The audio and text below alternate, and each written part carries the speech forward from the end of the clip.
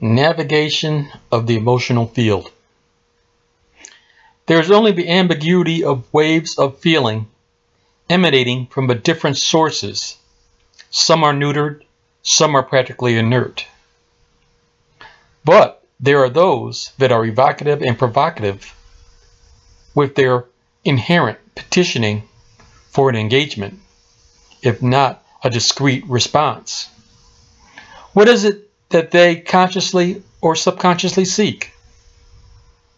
Whatever has been the Byzantine cultural labyrinth of their past manifests itself.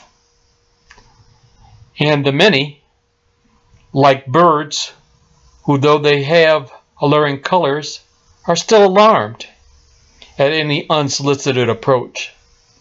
Yet still others send out timid gestures in the hope that the pheromone associated to them is not so undermining the presence they'd like to maintain.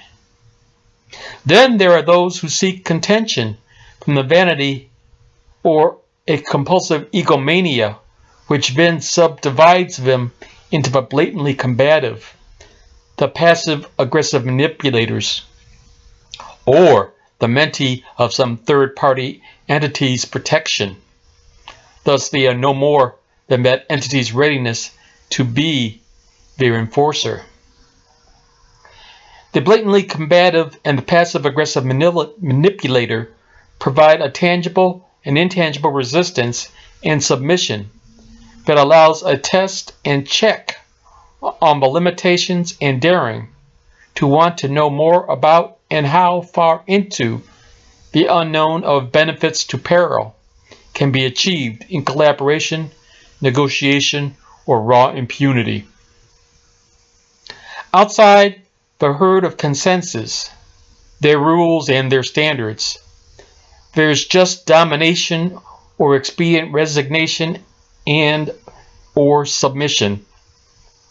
As one seeks that cognitive point of acute intensity that affirms the strongest vitality and stimulation for satisfaction of effort within. In the grittiness of engaging whatever contention or resistance, one finds the earnestness and integrity that the resistance has, plus also what's in themselves also. At that moment, you know them vis-a-vis you and the broader cast of humanity. Then you realize your depths and shallowness relative to that, as well as their limits for the feeling and for their lives, and the settling point, be it overreaching or submissiveness. And by knowing that, you're finding the feasible utility they could be for you, if at all. More importantly, knowing the singular sacrifice and rigor needed for your own discipline, so to have the aspirations and the intangible achievements of your efforts of navigating the waves of emotion being sent out, mostly coming as distractions and spectacles of trifling or whimsical signaling, compared to the real substantive signals that nourish the potential within for those special moments of exquisite joy and delight.